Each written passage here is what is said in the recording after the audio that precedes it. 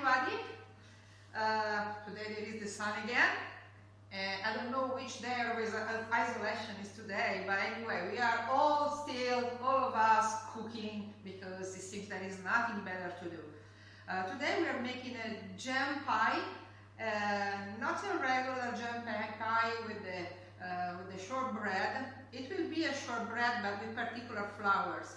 Today there is a great debate, a great discussion, especially in our Western countries, about the diseases, the allergies, intolerances born or rising by the use of too much gluten. And today we are using particular flours.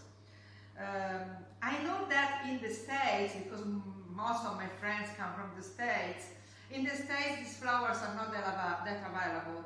But nowadays we have internet and we can find them on internet. So today we are using this particular flour that I'm showing you now. This is buckwheat, which is called not properly wheat. I mean, it's called not properly wheat, but because it is not wheat. It's a grain that doesn't develop any gluten. This other dark flour is wheat. It is a traditional flour from a region of southern Italy, Puglia, and it comes from buckwheat.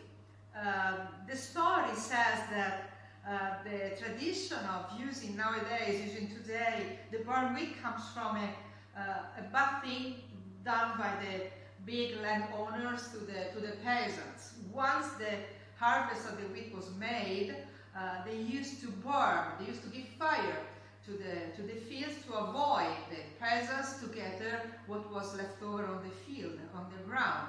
So, and the wheat was burned. But the peasants, sometimes the best things come from necessity, and the imagination grows in those situations, used to collect also the burnt wheat and to do something with it. And that something is what we call today grano arzo. The third one is farro.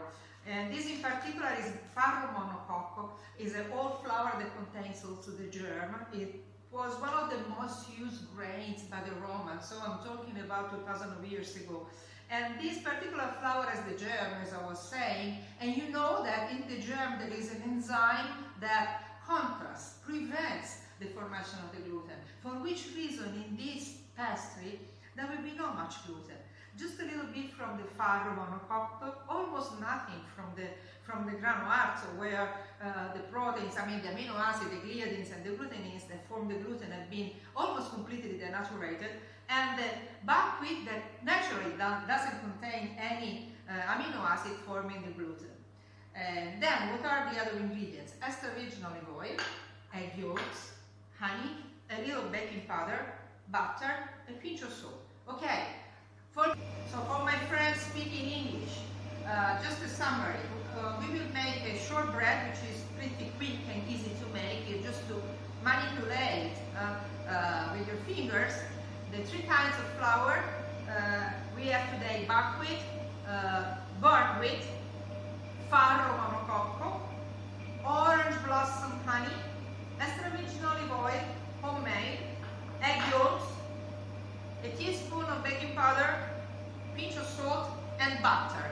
Same amount of butter and olive oil. Here you have the ingredients written, so you can write them down.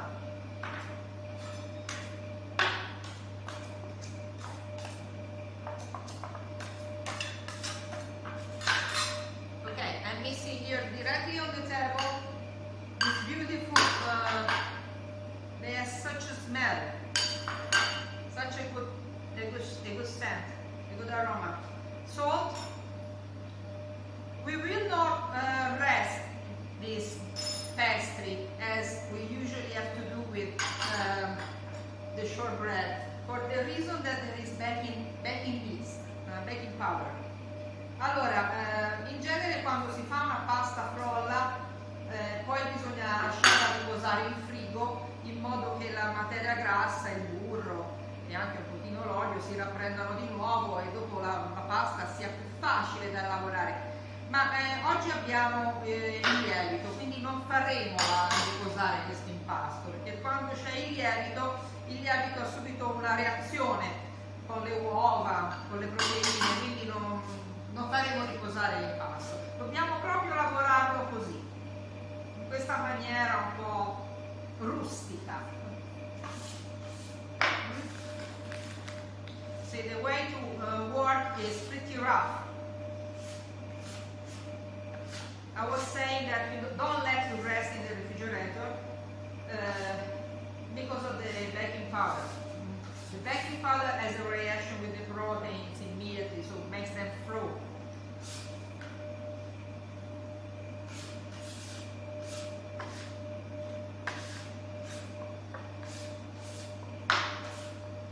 Always keep on your side some more flour in case the dough is not enough solid. This dough will be particularly crumbling, so it's not easy to stretch. Questa pasta frolla è particolarmente sbriciolante, si sbriciola facilmente, quindi non sarà facile da stendere. Per cui c'è un piccolo trucchetto, ecco qua il trucchetto, la mettiamo tra due fogli di carta da forno, così, ecco qua, la premiamo con un mattarello partendo dal centro verso il bordo, in modo da farla anche più o meno dello stesso spessore. So this pastry today is particularly sandy and soft and crumbling. It's not that easy to stretch it. That's why we are using this trick when putting it between two sheets of baking paper, and I roll it with the rolling pin. See?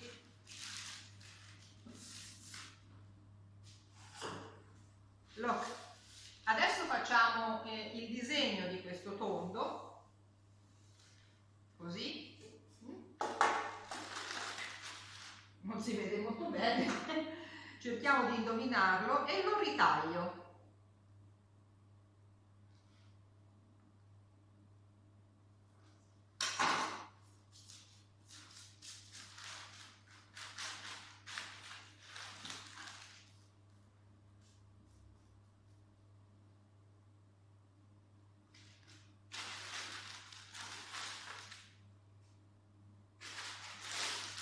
Sono preparata un altro pezzo rotondo.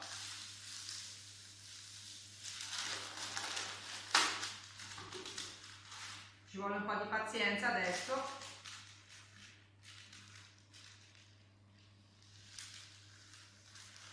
Un piccolo trucco è bagnare la carta da forno per farla scorrere meglio.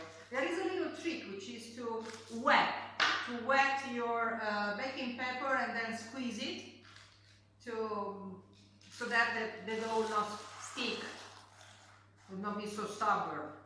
Ecco fatto, il lavoro così è già fatto. Adesso scusate, ma devo lavarmi le mani. È un imperativo di questi giorni lavarsi le mani. Veramente dovrebbe essere sempre un imperativo. Qui alla scuola abbiamo lavandini ovunque e lavarsi le mani è un refrain, è una richiesta costante, continua.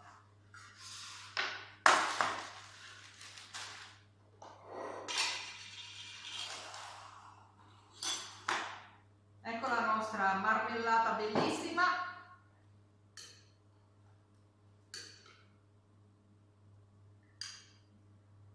For my American friends, this is not a real jam. This is something between a jam and fruit in syrup. These are quinces, the particular apples which cannot be eaten raw because they're very bitter and they're delicious once they're cooked. This jam or syrupy quinces have been done by a friend of mine, the philosopher Giovanni Mameli. I like to define him a philosopher because this is what he actually is, and he defines himself a shepherd. I like to say that he's a philosopher as profession, as job, he does the shepherd, and he practices the art of the shepherd for hobby. He is able to do he is able to do many good things, but in particular two ones. One, he shots photos extraordinarily beautiful, and the other one, he makes the best ricotta in the world. Okay, so we spread the jam that you have. This dough is particularly aromatic, and in my opinion, one of the best tastes that would combine well with this particular taste of the dough is the fig jam, but also berry jams. Today I have this, so I'm using this. So you use whatever you have at all. Huh? Eccoci qua. La nostra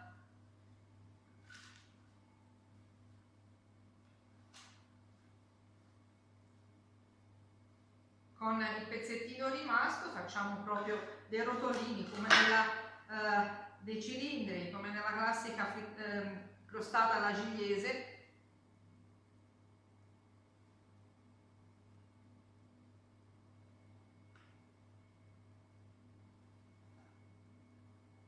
È molto morbida, come vedete, anche perché c'è l'olio, non c'è il burro, cioè c'è anche il burro ma c'è anche l'olio.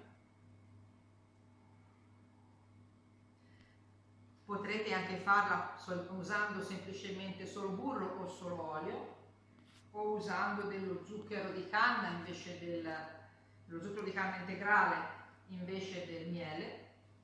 In ogni caso viene buonissima.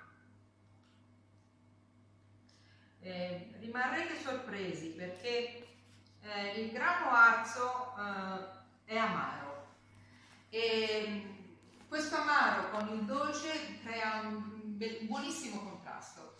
I hope American friends that you'll be able to find these particular grains, the particular flours, especially the bar wheat, because this flour, as you can imagine, has a bitter aroma. It's pretty bitter, and in the sweets, it creates a very nice contrast with the sweetness of the other ingredients, and the total complex flavor is just extraordinary. So you can have a perfect dessert in a few minutes just having the perfect ingredients. Allora ragazzi, vi ringrazio per ora per avermi seguita fin qui. Stamani ho fatto anche un'altra di queste crostate, così potete vedere come è avvenuta. Vedete che è molto fragile, peccato non se ne possa sentire il profumo, ma vedete che è molto sbriciolosa, tipo